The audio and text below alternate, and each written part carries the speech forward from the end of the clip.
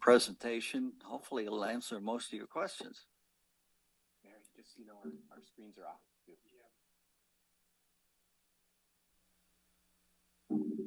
We have a hard copy.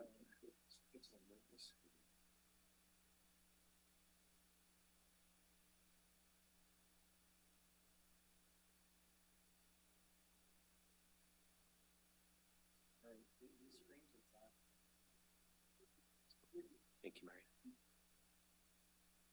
All right, good morning, Chairman Vasquez, members of the board. My name's Dan Peterson. I'm the Director of Public Works for Yuba County. I've been asked to give a brief presentation on the county's drainage activities. I will try to keep it. Dan, can we wait until our screen's lit up? Oh, I'm sorry. Thank you. They're not.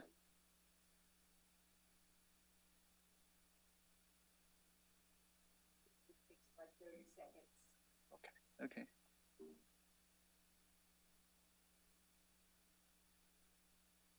Well, they can see, but we can't see. Well, we got a paper copy. Yeah, we could follow. You've got the screens up here. So we'll go ahead. Go ahead, Dan. Oh, okay. And we'll just use our paper copies here. All right, thank you. I will try to keep this brief. However, I'm going to provide hopefully enough detail to answer most of the questions, and then I'll be happy to answer whatever questions you may have at the conclusion. So, as I mentioned, I've been asked to talk about the public works drainage activities. A lot of those activities go on behind the scenes. The public never sees what we do.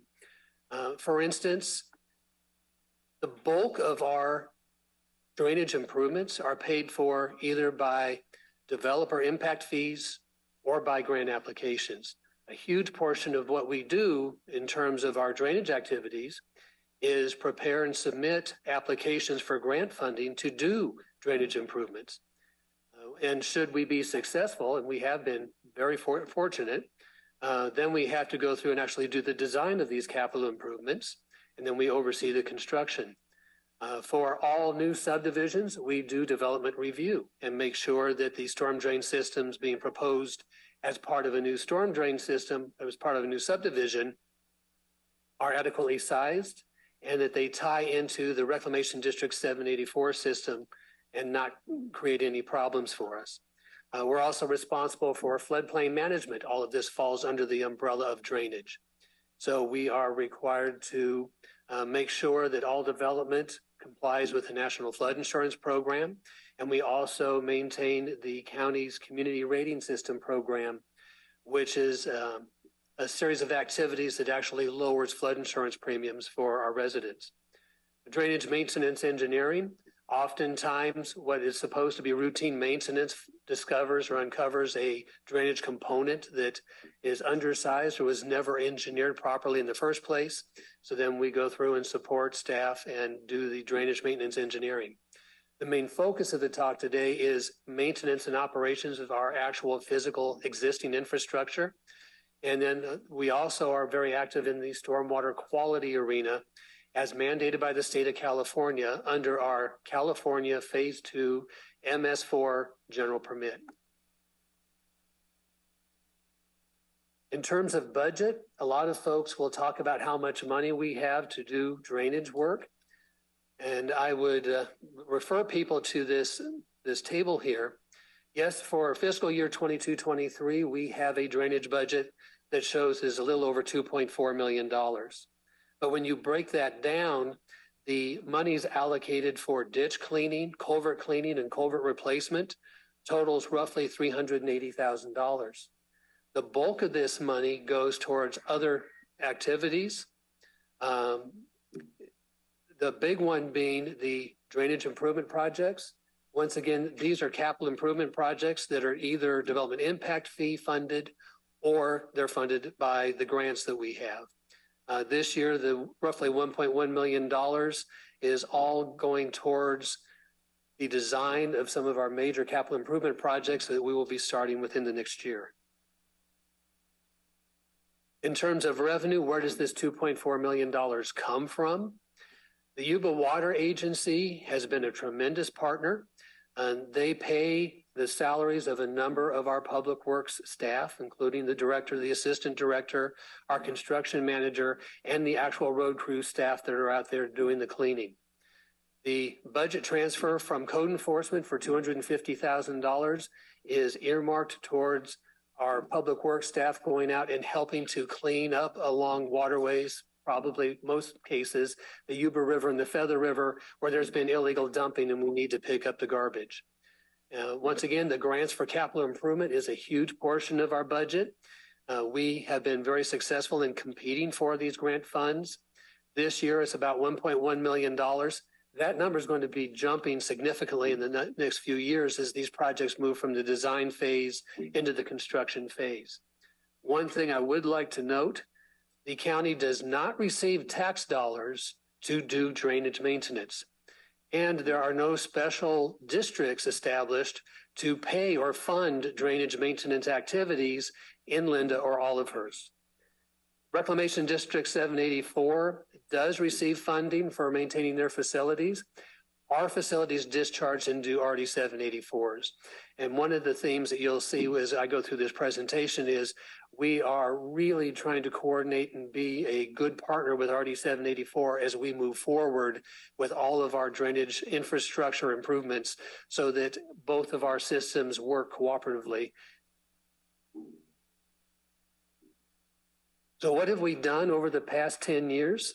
Well, the county has already constructed a number of really significant drainage improvements since 2012.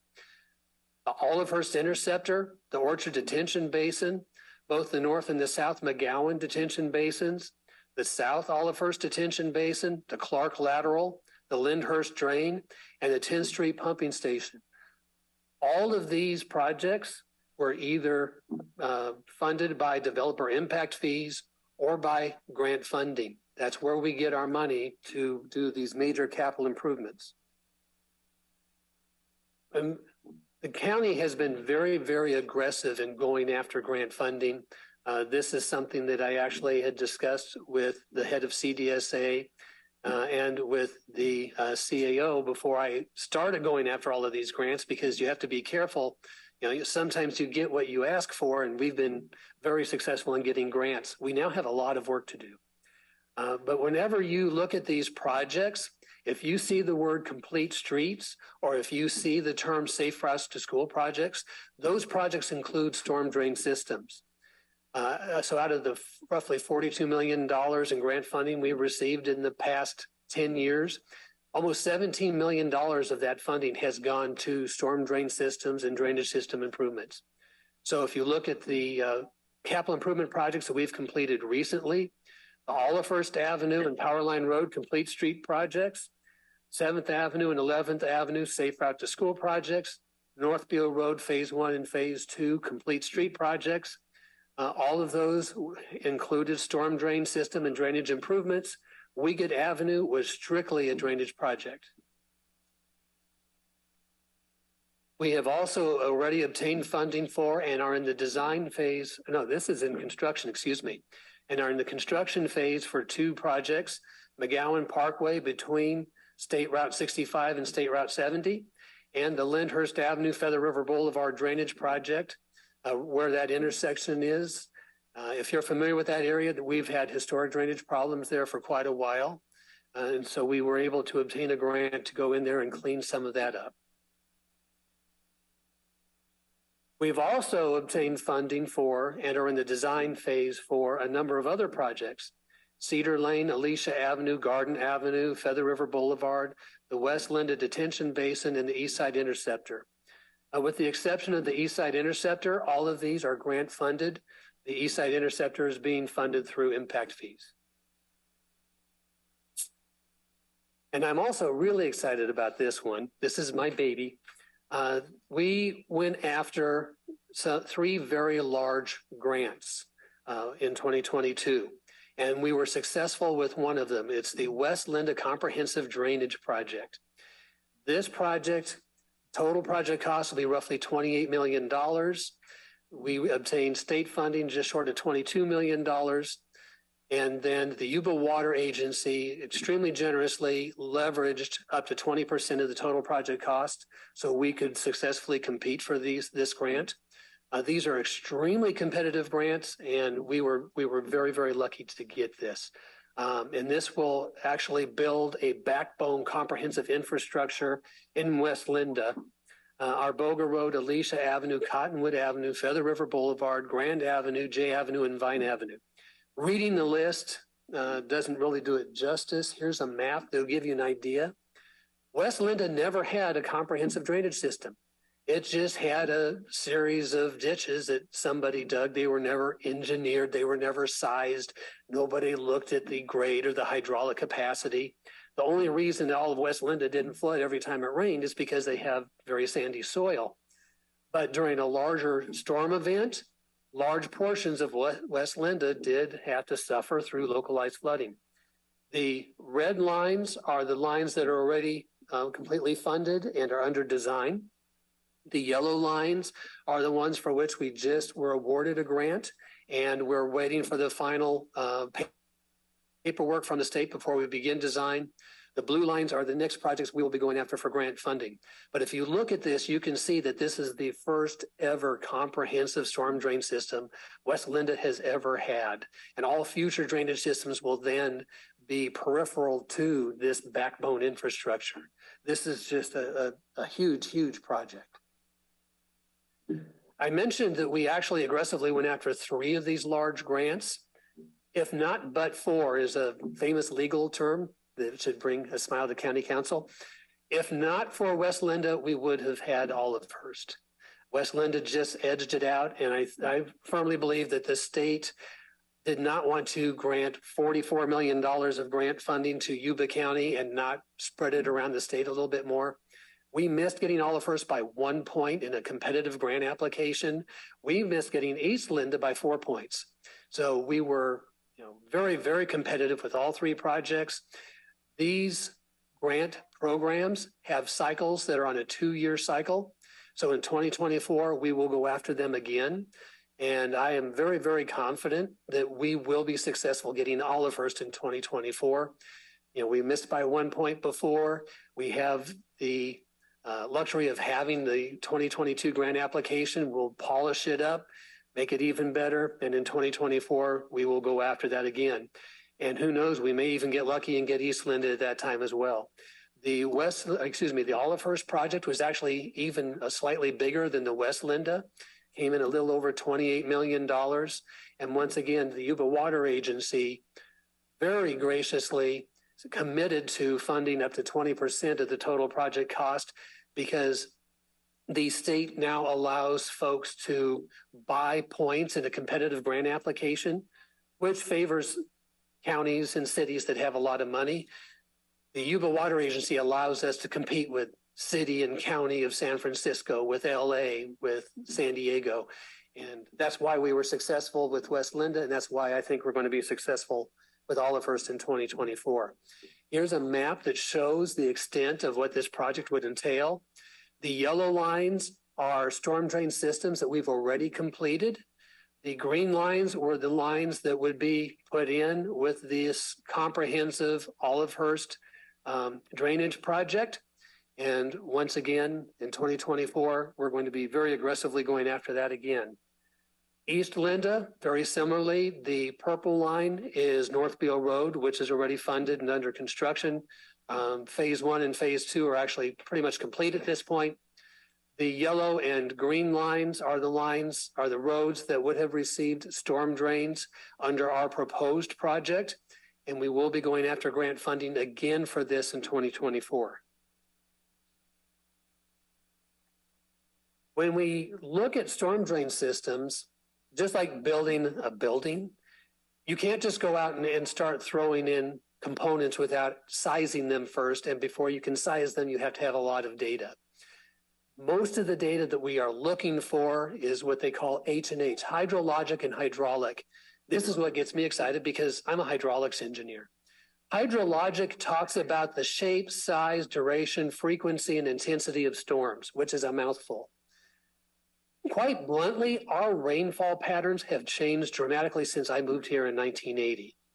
What the rainfall we get today does not resemble the rainfall we got 43 years ago. The frequency of the storms, when they occur, how long they last, the intensity of those storms has all changed. So we went after grant funding to do an updated master drainage study. We did it under the heading of a climate change vulnerability analysis, which actually is not it's not an inaccurate name, because truly climate change is something that describes how the storms have changed. So because of this new study, we now have the data we need to actually go in and start designing the storm drain systems that we're going after funding. We have 4 major storm drain systems in the urbanized area. We have the Linda drain, the Olivehurst drain, the Clark lateral, and the Olivehurst interceptor. And these drainage systems face several challenges. And I'm not making excuses. I'm just letting you know these are the things we have to consider when we look at a storm drain system. First and foremost is flat terrain.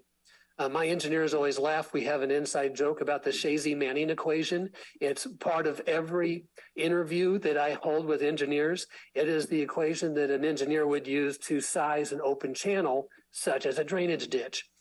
One of the primary variables in the Shazy-Manning equation is your slope, your longitudinal slope. We don't have any. We have roughly 1 foot of fall for every mile of terrain going from north to south, which is our general drainage pattern. So we're fighting that.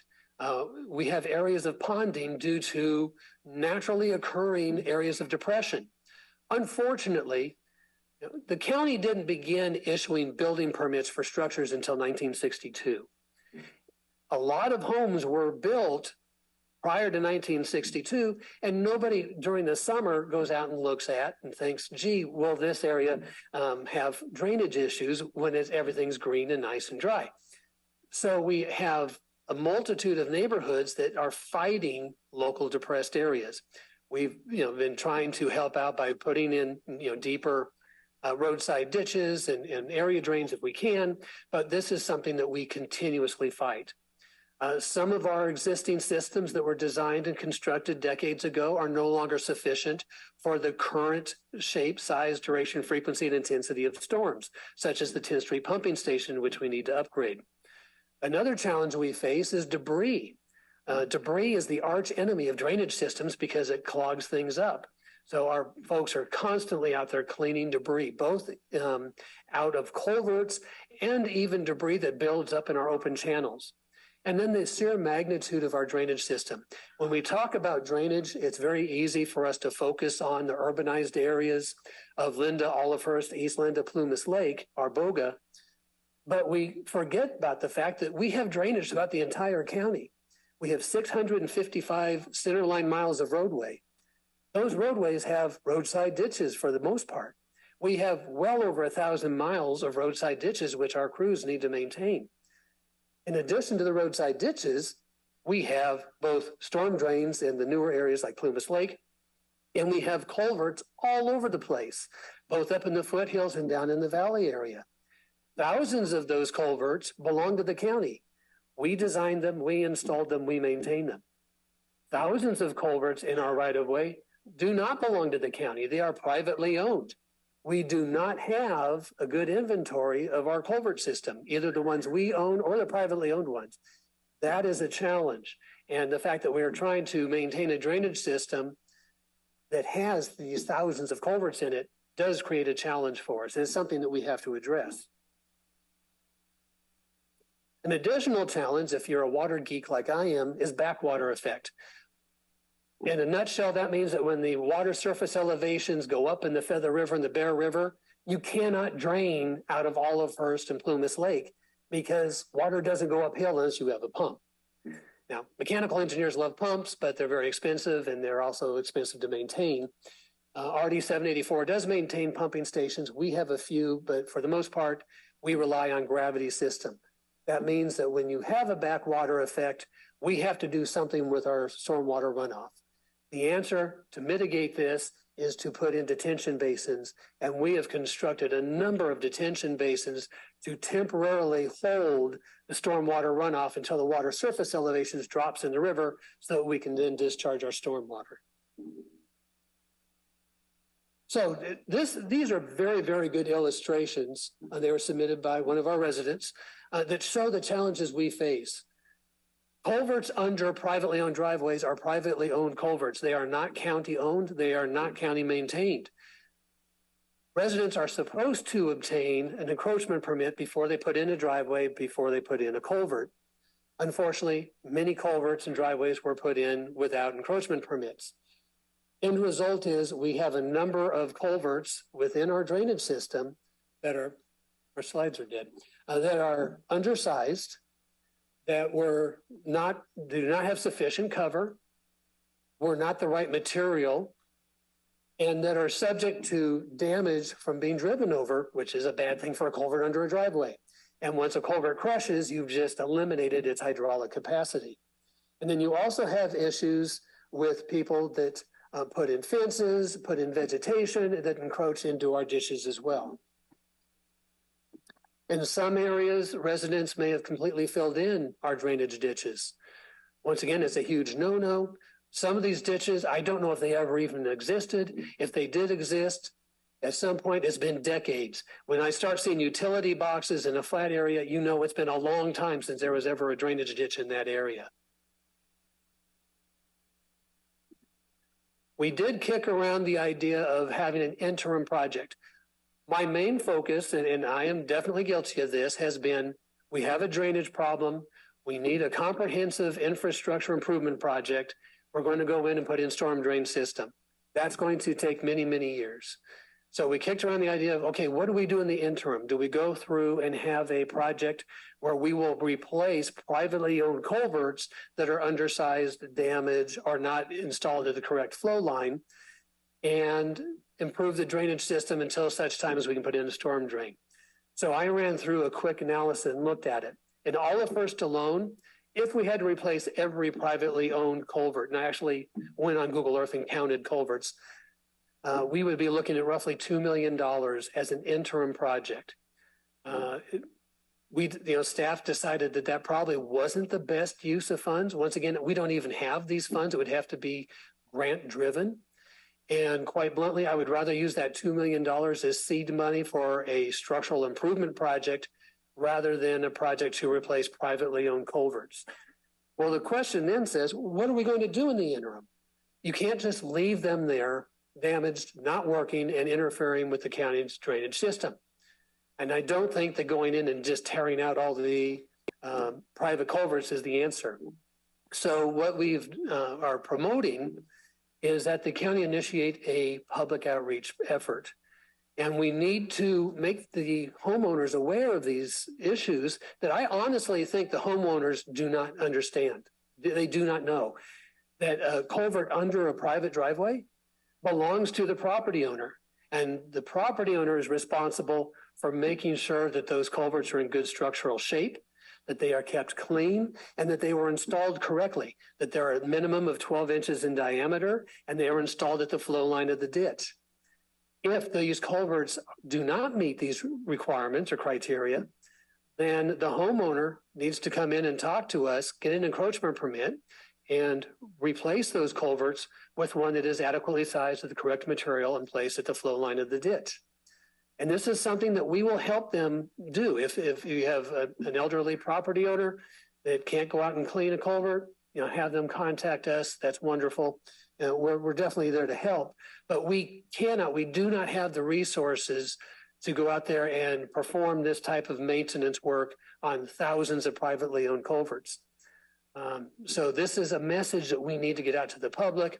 And I've been working with our public information officer to start developing what this public outreach effort would look like. At this point, I would like to open it up for any questions that the board may have. All right. Any questions from the boards, Supervisor?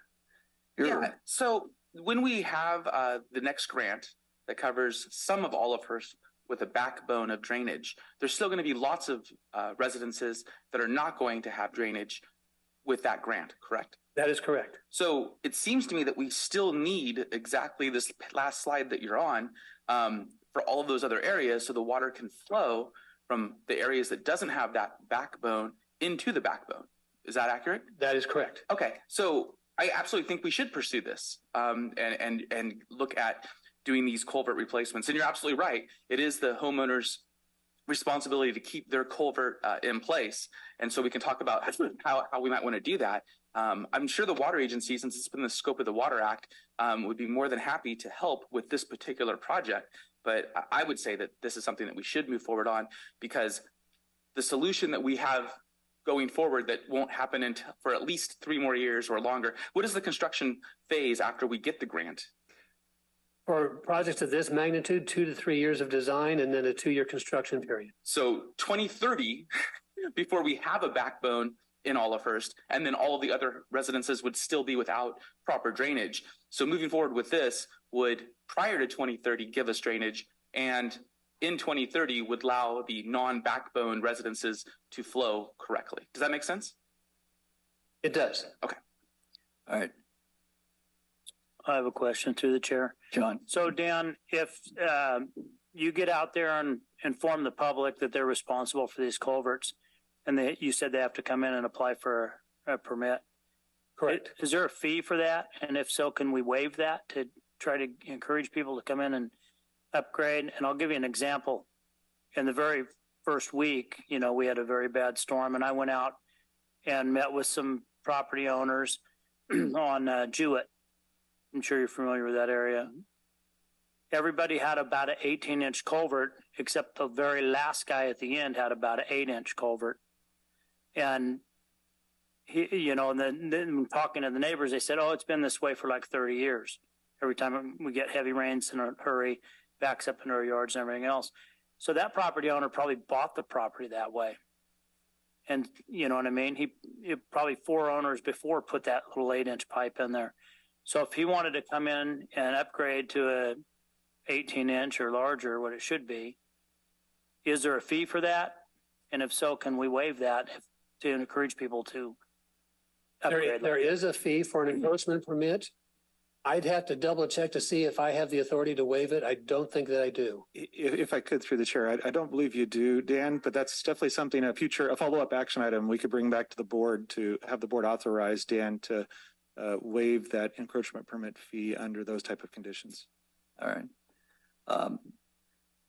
Dan, there's misinformation that most people don't understand, that either the county pays for it through a grant or some type of funding mechanism, and the owner pays for any improvements that might happen on his private property for the drainage. And people say, well, we're putting in all this structure for all these houses and everything.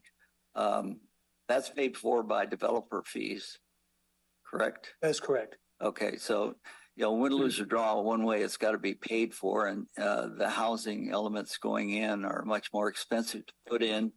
And with past housing development, and you mentioned they didn't pull permits, and so that's unfortunately, we're going to have to wait until we get enough grant fees to be able to really approach doing this large project. And I don't think the water agency is going to fund it 100%.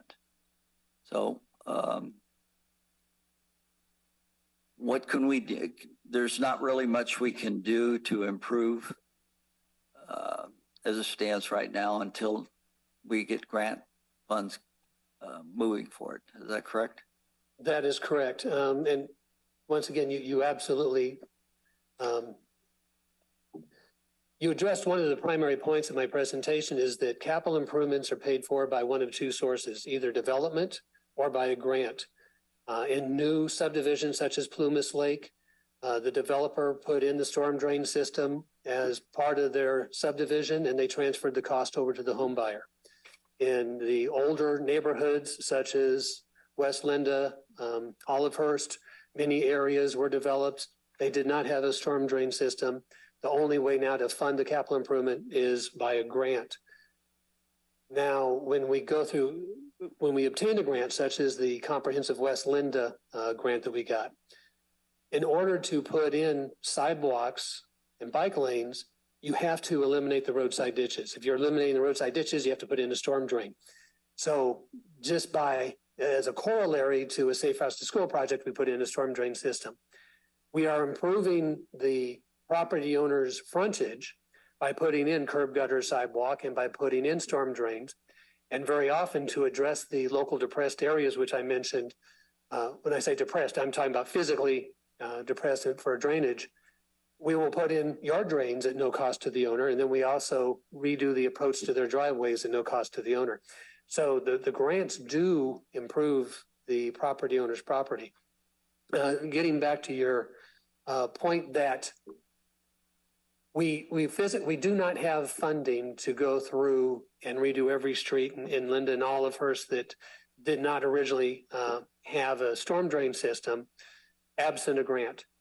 So how do we address it in the interim? This is going to be a point of discussion. Where does the funding come from and how do we do it? I really think that an aggressive public outreach campaign can do a lot. And then I can come back to the board and discuss alternatives for waiving the fees for an encroachment permit, or possibly even a targeted grant program towards certain people that qualify for assistance in replacing their culverts. Looking at what we did on North Beale Avenue, curbs, gutters, and sidewalks, and the water agency helped us, I think, for what, tune of $11 million or something? Yes. Okay. Yeah, so typically, the drainage component of one of these capital improvement projects is 35% of the total project cost. Okay. So it can be done, but it just can't be done as rapidly as we'd like to do. That is correct. Okay. All right. Any further questions? Yeah, a couple comments and a question. First of all, I think it was really telling seeing some of the budget information related to ditch maintenance. I know there's probably not a supervisor up on this dais that hasn't received concerns from residents in their district about maintenance of ditches. But if my math is correct, I calculated that your budget is $150 per mile to maintain ditches. And I think it's pretty evident that that's insufficient to maintain 1,000 miles of ditches. So I can certainly understand why there's some areas that, the ditches struggle a little bit for maintenance just because of the limited resources that there are. And your team focuses on really the areas that kind of in the worst shape, right, that need to be taken care of with that limited funding. Also, the West Linda Safe Routes to School project, just wanted to point out that out of the entire 6-county Sacramento region, that was the largest award of funding of any county in the region, any jurisdiction. So props to you and your team for that award. That's huge that Yuba County was able to receive that much funding, more than anyone else. And also, you talked about a ton of grants in this presentation that we received and been able to implement over the years. I can't imagine there's many more that you didn't talk about, but are there some others that you didn't mention during your presentation that you wanted to share about? Well, as I mentioned, we've been very aggressive in going after grants. Some people have even used the word cocky going after some of these grants. Between 2015 and 2019, we successfully applied for and received almost $24 million in grant funding.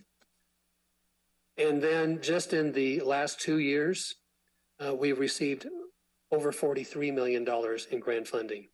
So once again, as I joked, you have to be careful what you wish for. We now have more than enough work, almost to the point where we're stretching thin on staff and resources and consultants.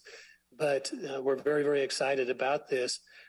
When you look at that $43 million in the past 2 years, once again, 35% of that, roughly $17 million, or just a little under 17 million, is for drainage.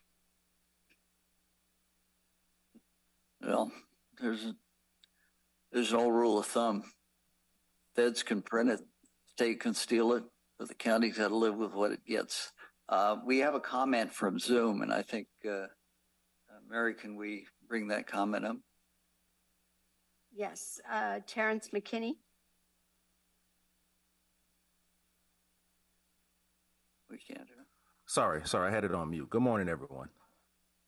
So I have a couple of questions for the gentleman. First question is, you told us about the yellow line, the blue line, and the red line for the Yuba County drainage, but there was also a purple line. Could you tell me or us what the purple line will be used for? The purple line, if I recall the slide correctly, you're talking about the East Linda drainage project. The purple line is North Beale Road, which has already been constructed, so it already has the new storm drain system in it. Okay. Second question. Can you tell us again what makes you so sure that the Department of Public Works will get the 2024 $22 million state grant?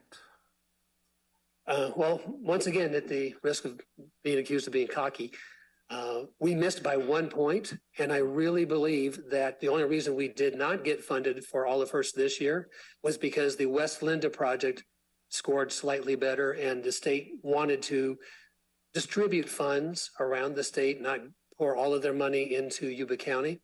The Olive Hearst project, the benefits are not going to go away in 2 years. So when it comes up to the 2024 cycle, all those benefits will still be there. And I will have the luxury of time to go through that grant application, polish it even more, and come back with hopefully an even better application. But missing by 1 point, I would be amazed if we do not get the Olive Hearst project in 2024. Okay. Last question for right now. How much would the encroachment fee be for the property owners? And, well, it's a double question. For the property owners, and what streets would the work start and finish on? I'd have to look up to see what the encroachment fee would be. I don't know off the top of my head. In terms of how we would target it, the public outreach is going to go after the entire urbanized areas of Linda and Olive Hearst. So we're not going to prioritize the streets in that manner for the public outreach. As a drainage person, I would always, when you design, you start at the top and work your way down because you need to know what the flows are going to be from the top. But when you're cleaning something, you start at the bottom and work your way up because what's at the bottom is always going to work as a throttle for everything that's discharging from above. So if it were my dollar, I would start at the bottom and work at the bottom of the system and work my way up. But in terms of a public outreach and a public initiative to clean and replace culverts, they all need to be done at once. It just needs to be done as a system as a whole. Okay, thank you. Through the chair. Through the chair. Go ahead. Yes, Don. Dan, thanks for the presentation. It's it's really needed. Can the public access this by way of the website? I will definitely put it on the website. Yeah, that'd be nice if we could refer people over to that. Then another minor question: when you start replacing ditches and culverts with sidewalks, gutters, etc., then where is the responsibility for the homeowner as far as the sidewalk? Is this still? Yes. Sidewalks are the responsibility of the property owner. Okay. So if say the tree got planted too close and the tree roots buckled the sidewalk, the resident would be responsible for repairing the sidewalk. Yeah, sometimes there's confusion on that. So thank you. Okay.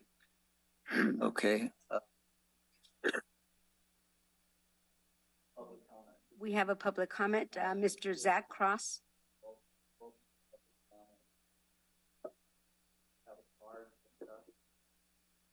Mary? Go ahead. Name and where you're from. Zach Cross, been all over Yuba County. Currently, I'm residing in downtown Marysville. So I have a couple of comments. Tom here has volunteered on a few things during the last election cycle. He seems to be prudent in driving me nuts to come out here and ask something to be done. And I'm sure he'll be working on you, and he's got my help and my endorsement. So on the ditches, Mr.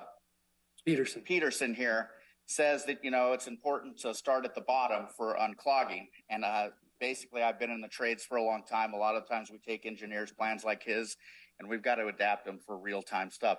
Not denouncing engineers. You guys are great. That's the solutions that we need for future problems. But what if we were to take, say, the property example that John used here, Mr. Messick, about the end being 8 inches, everybody else has got 18. Why not start replacing the culverts towards the end of the line, clean out some ditches? I know Costco could probably use some fill dirt. It still sits down. There's other construction projects where you can sell the fill dirt and recoup some of the cost on that. Also, as far as the sidewalks and the gutters go, why not put something into play where, say, if there's 15,000 in improvements, say somebody puts like a tiny shed in their backyard to use as a mother-in-law quarter or something, you guys have them budget in to, as part of the plans for improvement on that, a culvert upgrade under their driveway. Then let's say they do redo their kitchen, a $35,000 improvement. I can't remember if it was Marysville, but when I used to be in the trade, Sacramento did this, where if you went over a certain dollar amount, you had to put a sidewalk, a curb, and a gutter in front of your house as contingency for getting the permit for that. That seems to be something that works. I don't know if it needs to go into some sort of trust fund to be used later on by the county or the Department of, you know, maintenance or whatever. But those were some ideas I was tossing around in my head. And, you know, just cleaning the ditches is very effective. We've got some farmers here on the Board of Supervisors. You know how important it is to keep your ditches clean around your property for irrigation and stuff. Maybe just taking a backhoe and a dump truck and cleaning out those ditches would be a good improvement to keep your constituents happy and also move forward in the water mitigation. Because, you know, I mean, look at this year. We might even get, you know, a flood this year. It's important to mitigate that water and have increased storage for when you're not able to pump water uphill. And as far as the basins go for collecting water, those have needed cleaned and out and deepened for years. Let's figure out something to do with that filter to recoup some money and get this moving faster instead of 2035. Have a good day. Thank you, Zap. We have another card to read Another here. card, Yes, Tom McWhorter. Tom.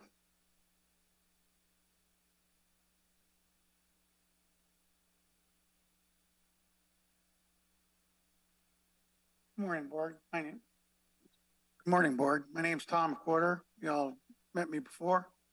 Morning, Dan. How you doing? Good morning. Nice presentation. I would like to make a couple of corrections, though. My beef has been the fact that Olivehurst is flooding. Olivehurst drain ditches are not and have not been maintained for 67 years. We are not West Linda. Okay?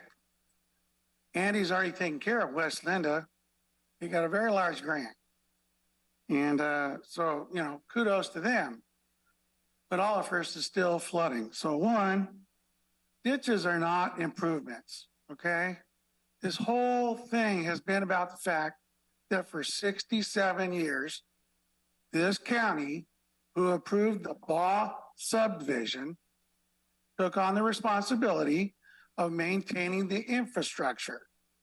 You have not. You and your predecessors haven't spent very much money on maintaining the ditches. In fact, the first slide up there showed a ditch which Public Works, after I complained, removed the dirt that was placed there by somebody. I didn't witness it. We didn't see it there. But that's how the ditches are supposed to be looking like. And you see the other ones where they've all flattened out because we all got to park down in the ditch. Okay? So all I have been asking for is, apparently now that I've kind of 2 and 2 is adding up, put in the budget an annual maintenance fee in there. You cannot maintain ditches that are going to be there for so far 67 years by relying on state grants. That's a hit and miss affair. Boom, now you got $20 million. Oh, what are we going to spend it on? Some nice new shiny little lure over here, but you aren't going to fix the tire on your car. You got to maintain what you got. And you can't do it by relying on the California state government giving back the taxpayers the money which they took from our wallet in the first place. Okay? This has got to be a routine. You guys all are deflecting it back, or at least the Public Works has implied that you're going to educate the public, the homeowner, that it's now going to come out of our wallet. Well, it always comes out of our wallet, except for one thing. Gary lives at this address, and he's going to contract Joe over here to do it. The guy right next to him gets Bob. They're going to look like a doggone zigzag chessboard piece down the road. If you folks do it, it's all done. It's All right, all Tom, nice. you're gonna have to wrap it up And, here. you know, You're Andy, gonna I have to appreciate wrap it up, please. No, you don't, because first of all, we don't even get to put our pictures up here. All right, Brown Act. All right, yeah, Andy, yeah, it's your meeting. Run it the way you want. All right, Tom, thank you. And Through the just to chair, clarify that situation there, when did we start pulling permits or doing drainage right in Well, Yuba County? Because construction we permits basically- for residential structures Mhm. started in 1962. Okay, The building permits do not, at that time, cover, drainage. Our current building permits, we require a drainage study and make sure that, what they are proposing adequately drains their property. Mhm. But at that time, there was no such requirement that those properties adequately drain. and with today's laws and codes, you have to do it a specific way. So that's why it's so expensive. Well, our design standards say you have to do it a specific way. But you start getting into drainage law, that's something I'd have to sit down with the county council. It is extremely complex and it's largely case law. It's not something that's just written down in code. The bottom line for drainage law in California is when you buy a property, you buy all the drainage problems inherent with that property. If you start changing how you drain your property, you now are responsible for any impacts on your neighbors. And the majority of the funds that we're getting from the water agency weren't available before 2016. Is that correct? That's correct. So, okay. We're actually doing much better than we should be doing. And we're doing more now because we have more. And, I know it never goes as fast as people want it to, but we're trying. And you prove that with the presentation. So, any further questions? through the chair, we have 2 persons via Zoom and we have 1 more person in public. Okay. Try Zoom. Okay, so we'll go ahead and call for Terrence McKinney. All right, Terrence McKinney. Sorry, through the chair. Yes. Mr. McKinney has already commented on this. It's 3 minutes per speaker. If we start allowing repeated right. steps up, then we'll have to do then for everyone. We'll pass on that first one. Okay, so we have someone also via Zoom named as iPhone. If you could please state your name.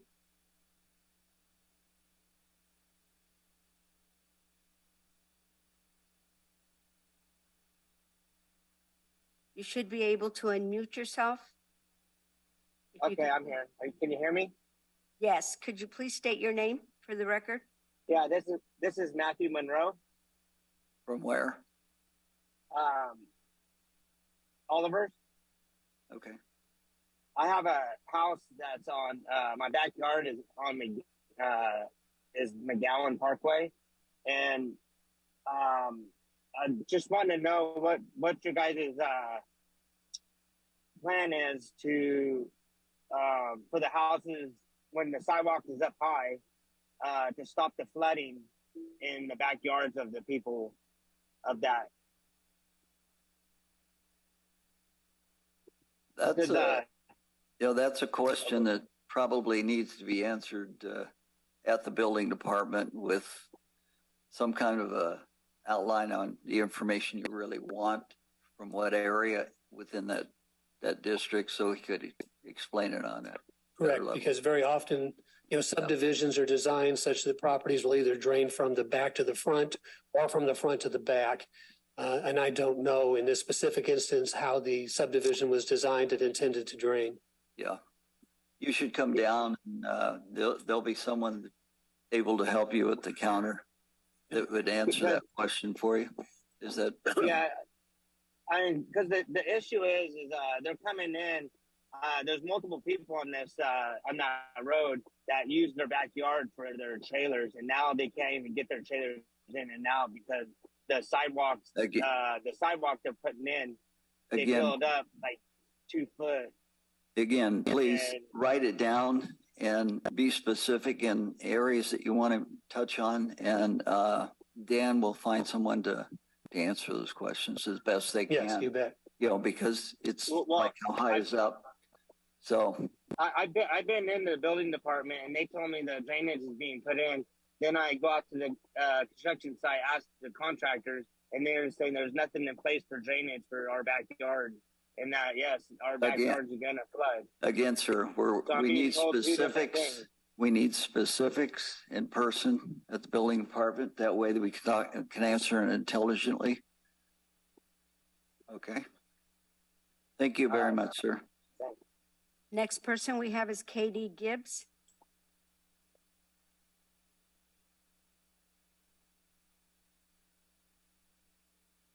That's an interesting sound. A child's laughing, you know. Thank you so much.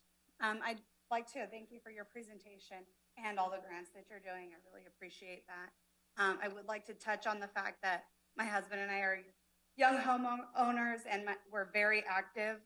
We take care of our drainage ditch as well as our neighbors. They meet all the standards, and we continue to see flooding. Our neighbors have his wife is in a wheelchair, and she continues to deal with these problems, even in their driveway. They've had to put about a couple feet of gravel in their own driveway, and I don't know how much difference it's really made. So again, I go to my husband and I say, hey, our ditch is kind of full. Did you get all the leaves out? Did you do all the things? Yes, I've done it all. So we are doing our part, but it's still, we're not seeing much of a difference. Again, we see that it'll take time, but you know, we're on Beverly Avenue. So we're right in between Powerline and McGowan. And we see many, many, many children walking down our street, probably so they're not on the main street, but they're still walking in the middle of a street because we don't have sidewalks. And because we are next to the main drag, we get a lot of people driving very fast. I mean, that's obviously its own issue, but the fact that our drains and we don't have sidewalks, but you know, 2 streets down, there's sidewalks, but the one that everyone wants to access that's closest and probably somewhat safer than the main drag, they end up on our road. And there's been some close calls, which, you know, if we had sidewalks or proper drainage, it could all be a little different. And as a homeowner, we're willing to do whatever it takes, I think, on our end. I know I am. I know a lot of the people on our street are, and we'd like to see it move as fast as possible. Obviously, we have a young one that'll probably be out there someday. The flooding in our front yard, we can't spend time out in our front yard, which is kind of a bummer.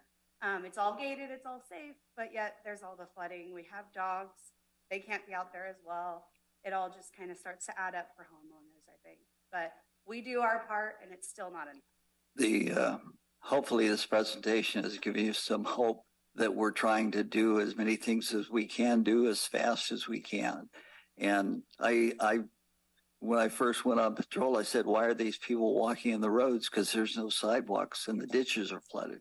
Okay, that's, you know, it's just, it's been that way for many, many years, and we're trying to resolve it as quickly as we can within the constraints of building code and restrictions by California. So also, if you have a specific area that I saw there was on the first slide, there was $1 million towards miscellaneous. Can you like be a little bit more descriptive about what miscellaneous actually? That's the drainage improvement project. The very first slide. You should say various instead of miscellaneous. Oh, okay. I think that's. But still.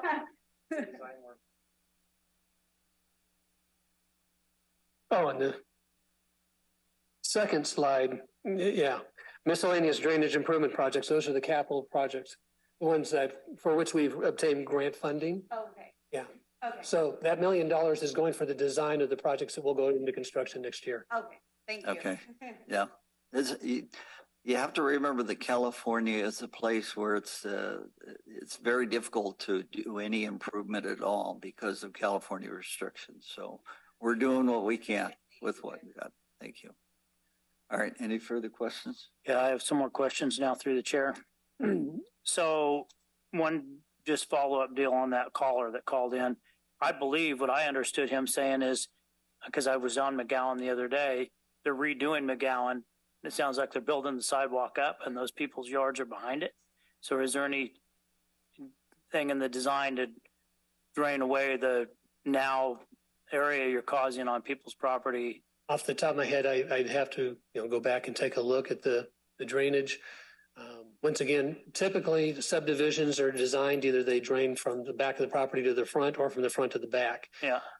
If the subdivision was designed to drain from the back to the front, then quite likely the design did not incorporate anything because water was intended to go to the front of the property anyway. Yeah.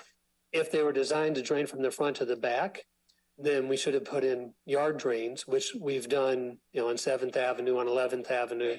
So that's just something I'll have to go back and take a look at. Okay. So if that particular caller could give your department his address and you could look at that? Yes. Okay. So just to clarify, so the drain ditches in front of running along the roads in Olivehurst are the property owner's responsibility to clean out and maintain?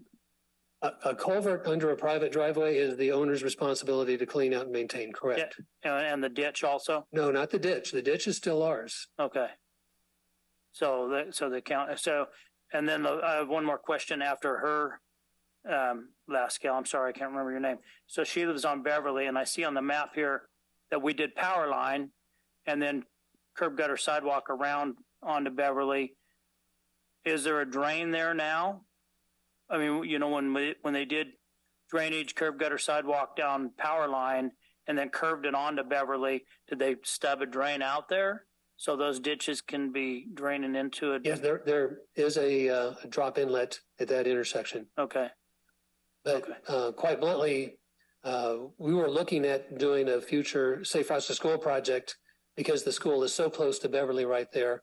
We were going to try to get a number of the smaller residential streets in that area under a future, capital improvement project.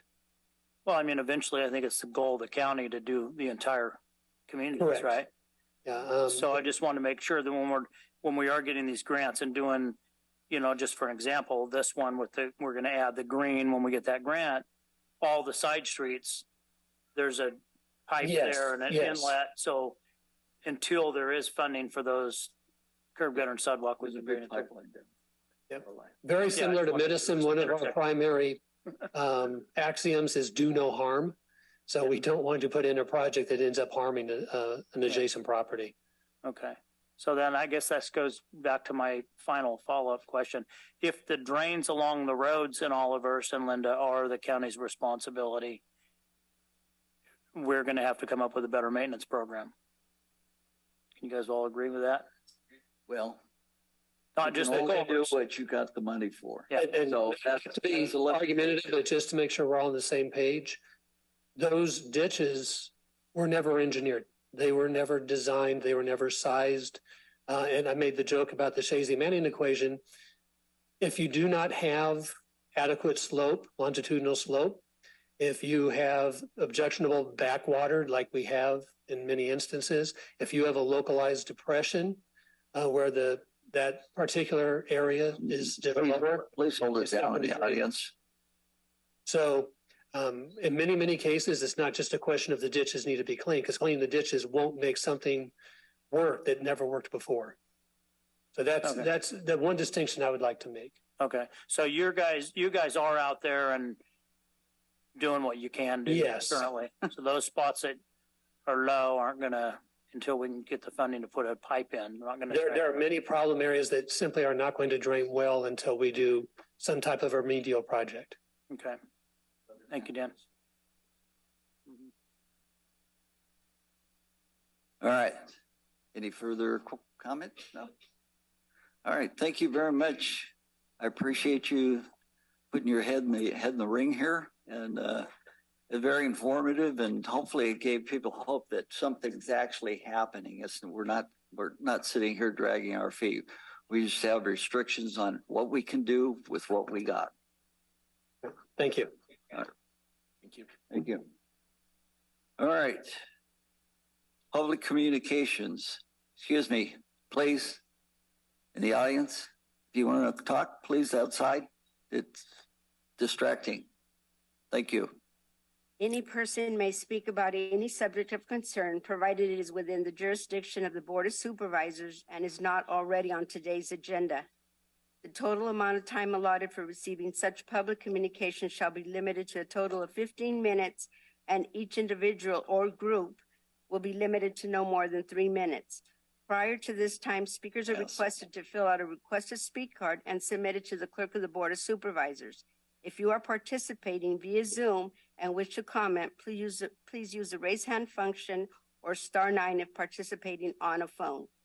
Please note, no board action can be taken on comments made under this heading. Through the chair, we do have 3 cards. First one we have is Tony Farley.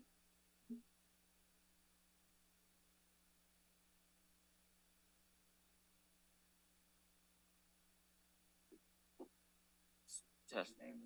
Oh. Here? Test. Okay. I'm Tony Farley from South Yuba City, South Story County.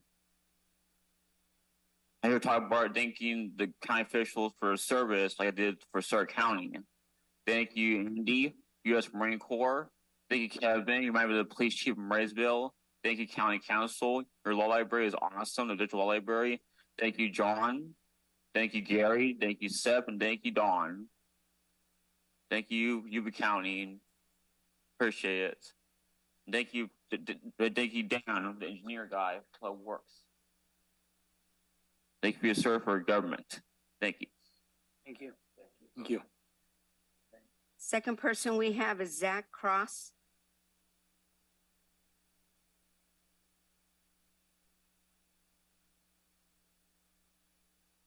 Gentlemen, I have some unfinished business up in District 5 I wanted to address. Supervisor Mexick has toured it and seen it for himself. You have a lot of fire issues up there, and LaPorte Road going through Rackerby and towards Bangor and Brownsville is where it starts at, is an atrocious mess. You have water completely going around culverts, you have cracks, and you have a huge chunk of LaPorte Road ready to fall off into a ravine. It is compounded. The problems are compounded when vehicles like the Dollar General delivery truck and other things improvement-wise that has been passed and authorized by this Board of Supervisors and the past ones use it when it's not even hardly able to fit Mr. Messick's Jeep across it without going over the lines, let alone a big rig. I would like you guys to look into basically putting some money, whether you're doing it from the Board of Supervisors end or your other board that you sit on, the Yuba Water Agency, because you can definitely mitigate some water and correct it over there, to replace that section of LaPorte Road, at least coming down the mountain. I estimate it's roughly 2 miles. And if you guys don't replace it sooner than later, based on the crevices and the potholes and the basically huge cracks forming where the pavement's separating from the ground, it's going to end up in the ravine anyway. I would like you guys to go take some time when you're out and about doing county business and drive it yourself. You just take Old LaPorte Road from Brownsville and take it back down into, Bangor, Rackerby, and cut down. Drive it for yourself. It's something that needs to be dealt with sooner than later. That is also a road for evacuation for fire, in addition to a road used when it's snowing. And I don't believe this is a can that can be kicked down the road any further. And I hope something's done about it. Also, I hear a lot of complaints about budget shortfalls. Well, I happen to know the state of California isn't very happy with the way Yuba County's been running, or the lack thereof, running a cannabis program. Also, they're not very happy about the way the homeless are being dealt with around here, and that can being kicked down the road also.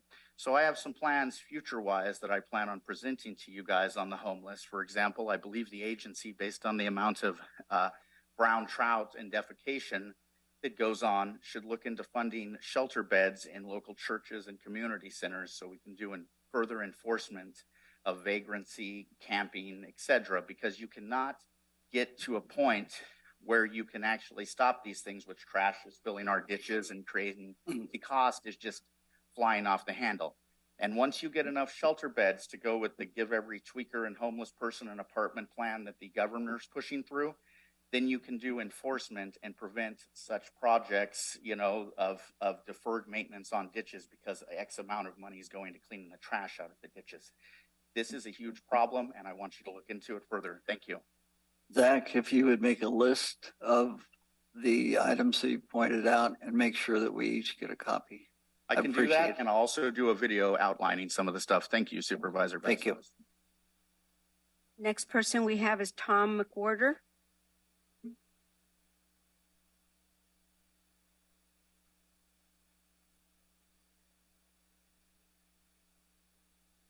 Good morning, board. My name's Tom McWhorter. We've met already this morning. How are you guys doing? All right. Well, I would just like to cover the Brown Act.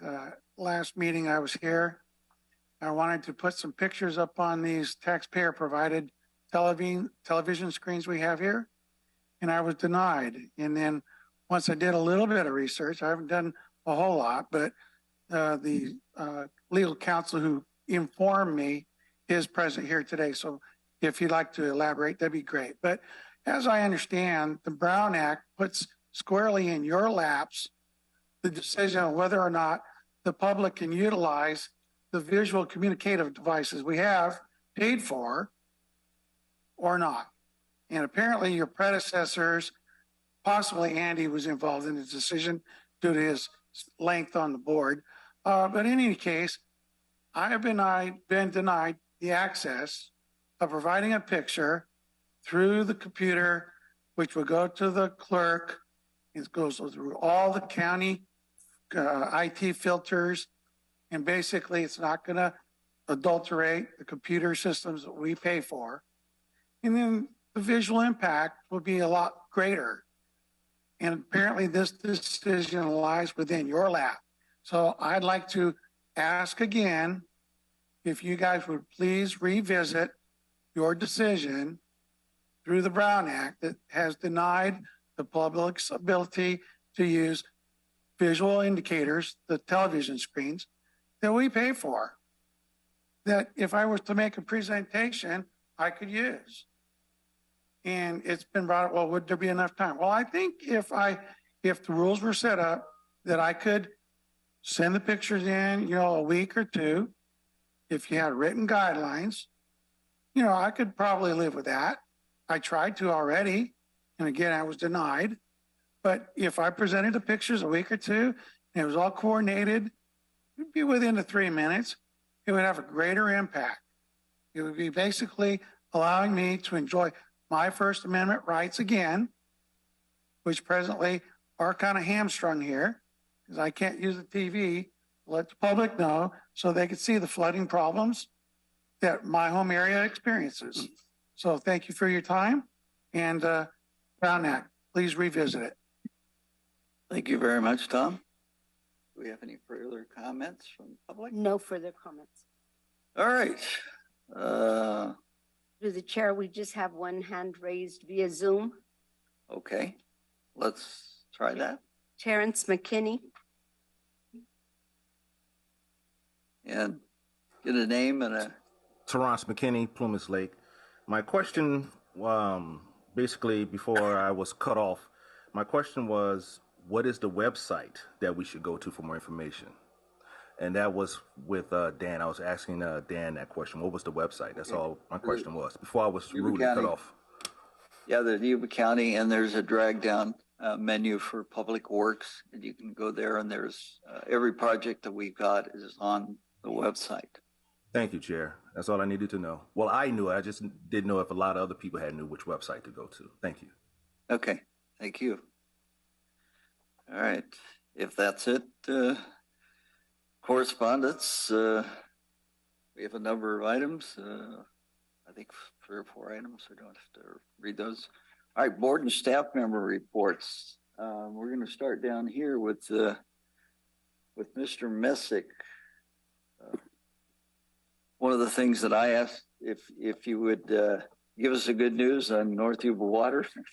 Oh, North Yuba Water, bad news right now. They're snowed out, working on the canal. So they were, it'll be good news. They approved doing quite a bit of gunite on the Forbstown ditch and I believe the Oregon House ditch.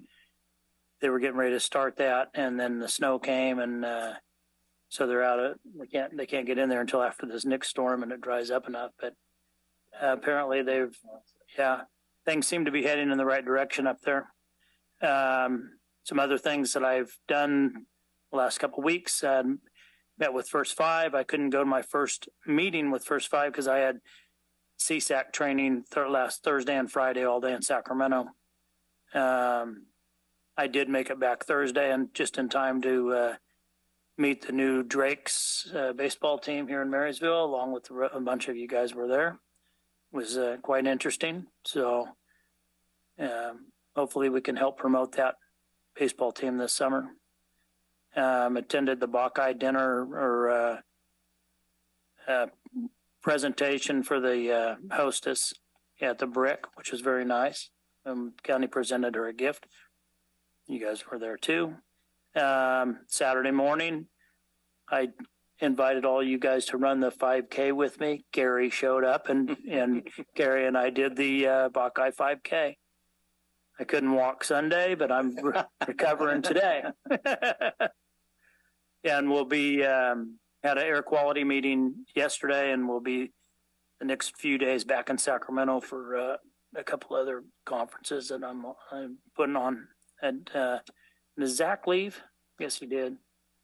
Anyhow, I just want to let Zach know that that road is on the radar. Kevin and I have talked about it, and I want to thank Zach for last summer taking me on a tour of that road.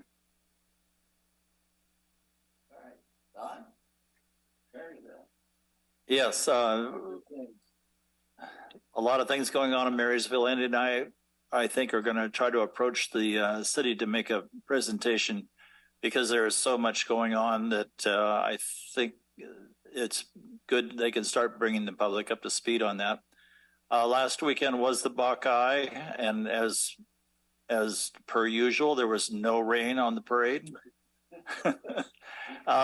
They seemed to be a bigger than usual turnout. We had a good turnout. They planned a lot of events, most of which they could carry off. They even had a car show on Sunday, and they only had to cancel, I think, one smaller event. So all in all, it was a good weekend. Orville Dam Advisory went well. Gallagher's the chair there, and he was very inclusive of some ideas to improve the situation, so that went well. Say Love did clean up at the Buckeye, and we had a little barbecue there in downtown, and that all went well. And then I went and crashed the state treasurer's luncheon, where I spoke with her staff, and I mentioned to our staff, there's a grant for drug diversion, which is what that email was about that I had confused you guys with. And so what we can do to get part of that grant in Yuba County would be, I think, a good move for us. In addition, we have a March 3rd Olive Hearst Community Task Force. So, of course, anybody who would like to see improvements in Olive Hearst is invited. In regards to the presentation, which took up 40 minutes because there's so much good stuff in it, I think that we should absolutely move forward with drainage on those roads that will not be improved with the next grant, which I am also optimistic about. That way, if we can get those simultaneously instead of staggered out, that would increase the overall network of drainage in Olive Hearst, and I think that would be a great improvement. So I would like to see us push forward on that as well.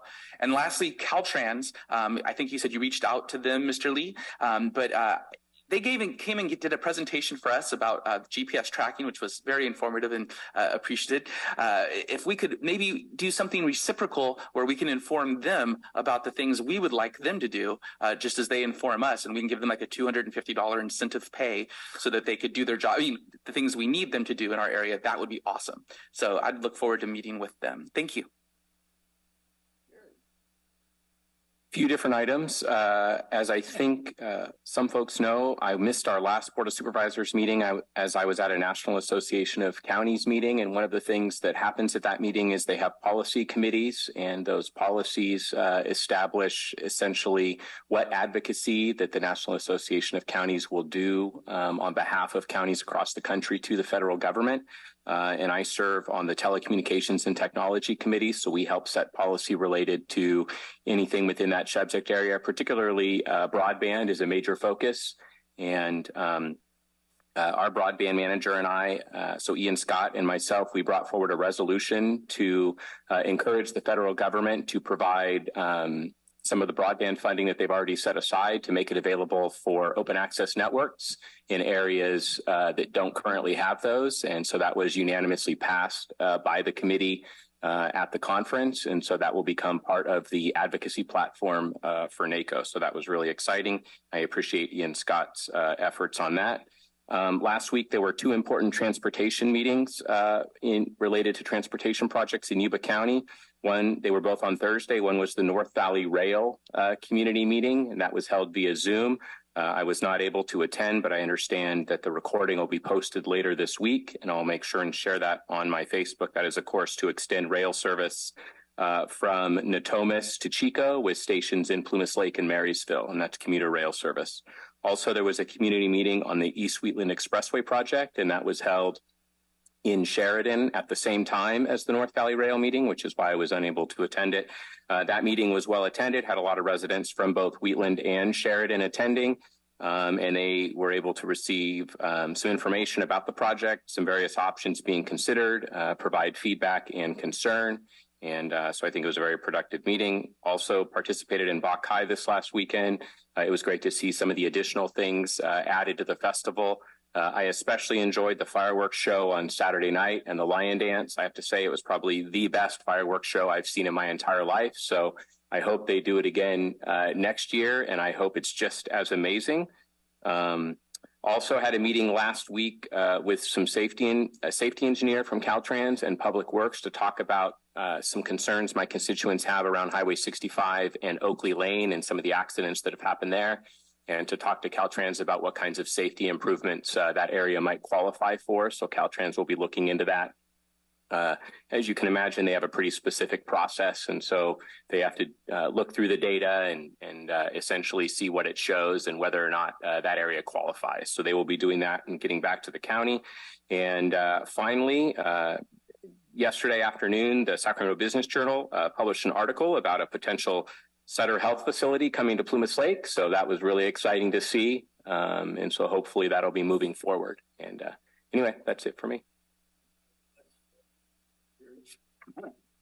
Went to Stassage for the meet and greet on the breaks, and well attended and very informative.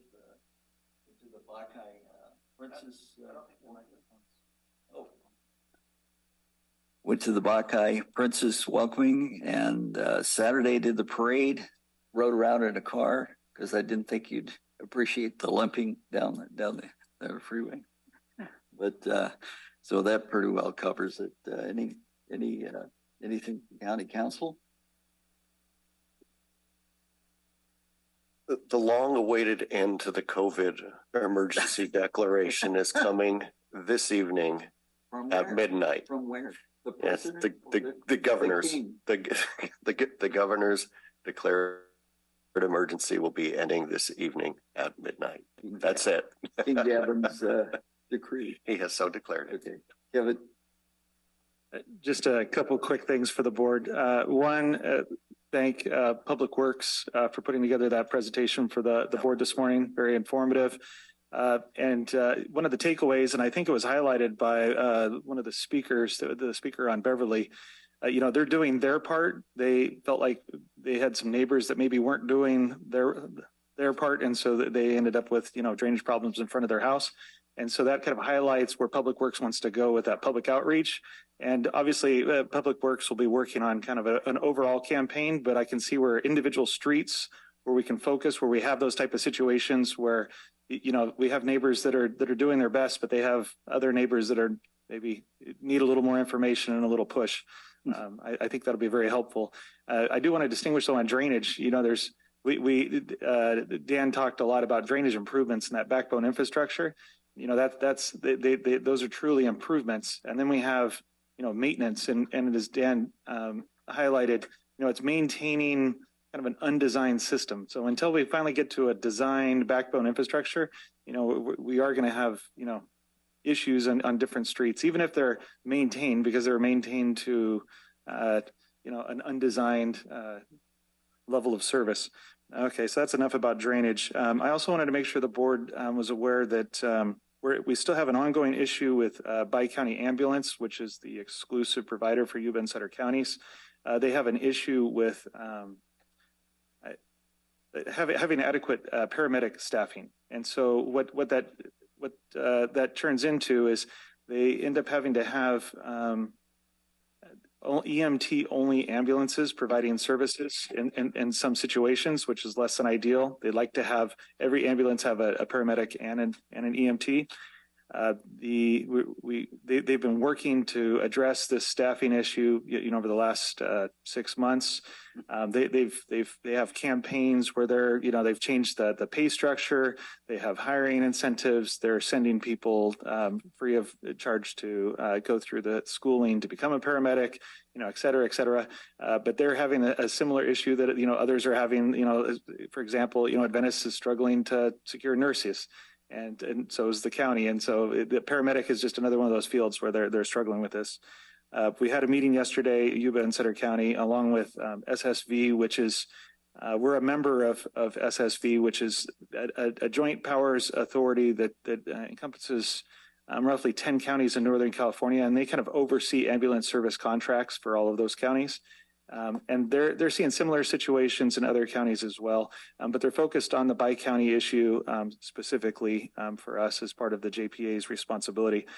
They're going to be taking, and Supervisor Blazer sits on that JPA on behalf of the board.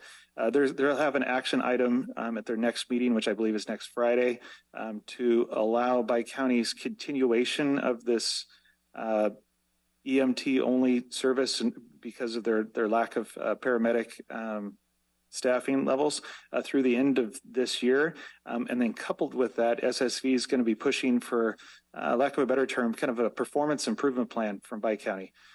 You know, something that we have measurable improvement from Bi-County. And the reason why I'm bringing this up to the board, well, not only from a public safety standpoint, but also the Bi-County contract ends at the end of this year. And so we will have to, the board will need to make a decision on whether or not we renew the contract that frankly has been in place with Bi-County Ambulance for 4 decades, or do we go out to an RFP to see if there's another provider out there that can provide the higher level of service. So we're going to be working closely with Bi-County this year to try and get them to a point where we feel like they're proficient at providing the services that we desire here in Yuba and in Sutter County. But we may end up in a situation where if they can't deliver on those services, that we need to look outside of Bi-County Ambulance. So Supervisor Blazer, I'm not sure if there's anything you want to add on the ambulance service. Not a lot. I've had long conversations with Alex Bumpus, you know, from Bi-County. I don't know honestly what else he can do. I mean, they're spending tens of thousands of dollars on recruiting nationwide, everywhere they can think of, trying to get people into schools. It's really a tough go right now. And so I don't know if we can assume that any other service is going to have any better luck. So I don't know what else he's doing. Everything possible that I could think of. Yeah, our preference is, you know, we have a local provider here that's been providing service for over decades to Yuba and Sutter counties to help them be successful. Yeah. But I just wanted to make sure the board was aware that it's an ongoing issue. Yeah, it's a really tough go. It's that way everywhere. So. Yes, unfortunately. And I have 2 other quick items. One's actually a follow-up. So NACO, as Supervisor Bradford mentioned, the National Association of Counties, the different advocacy initiatives that NACO has. One of them that they want to focus on this year is the benefits associated with public lands. And they're asking that all counties that have public lands contribute. They created a formula based on a funding source that's associated with public lands, that 1% of that funding source be contributed to this campaign. So it's a voluntary participation. I received an email yesterday from NACO on this, and their calculation was that Yuba County should contribute roughly $3,900 to this campaign. I'm going to gather more information on this and come back to the board with direction on that particular issue. The other one that unfortunately we have a little bit shorter time frame. I received an email actually late Friday on this one. This is a campaign to promote to host the 4th of July fireworks. This is a coordinated effort. The city of Marysville kind of coordinates on behalf of the local jurisdictions. And they have Sapphire Marketing that helps put together the overall event. And so I received an email from the coordinator. What they're looking for is a contribution from Yuba and Sutter counties, as well as the city of Marysville and the city of Yuba City. And they've asked that all 4 of those jurisdictions provide an equal contribution of $8,000 to secure the funding. They also have an outreach. They have another campaign going on for non-public entities to secure the rest of the funding, but they would like from the 4 public entities that $32,000 at $8,000 apiece. And they asked that we respond back by this Friday. So little short. And so I conferred with the clerk of the board as far as existing budget that the board has, and I believe we can make some adjustments within your existing budget to be able to accomplish that donation to that campaign. But before we set that in motion, I wanted to check in with the board to see if there was a desire to provide that $8,000 support, and if so, I'll indicate that back to the sponsor of the event and let them know that we still have to go through the mechanics of adjusting our budget, but that I've at least received an indication from the board that that's for the council that I covered. And bringing the agenda item to the board. Yes, exactly. And that is for our contribution towards the 4th of July fireworks in Ellis Lake. Yeah, well, I believe they're in the river bottoms versus Ellis Lake, but yes. Through the chair, I think they're talking about maybe even expanding the event to some degree. I don't know what they're adding to it, but I think it's more than just fireworks. I understand. Well, that's the way it always works, Right, but I believe this is essentially the base funding between the 4 jurisdictions that will help secure planning for the rest of the event. All right, we'll look forward to seeing so that. Is there an indication from the board on supporting? Is it something that we have historically done? We have supported the fireworks in the past. What was the amount? I don't believe it was $8,000. I believe it was a lesser amount. I believe 5,000 was what we supported last year. Well, you bring that before the board and agenda item, right? Yes, but due to the time constraints here, I would need an indication from the board so that I can at least get back to the event sponsor. Well, all right. Okay. Do we have a thumbs up across the board? All right. Okay. Thank you. That's all I had for today. All right. We've got 2 items for a closed session, and let's take a 5-minute break before, and we'll come back at after closed session, and there's an item at 1:30, public hearing, Sheriff Corner Public Community Forum. Okay, take 5 minutes.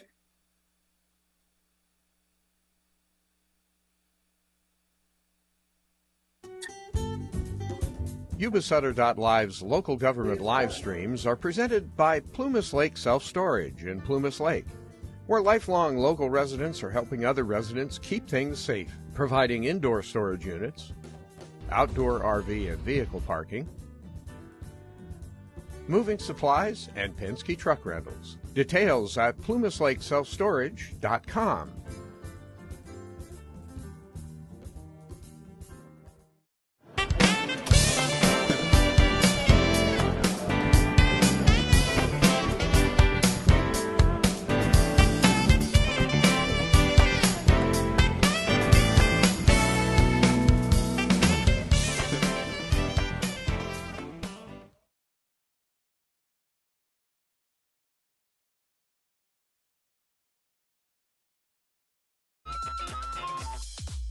Skip's Marysville Music Cafe with lessons in person and personalized.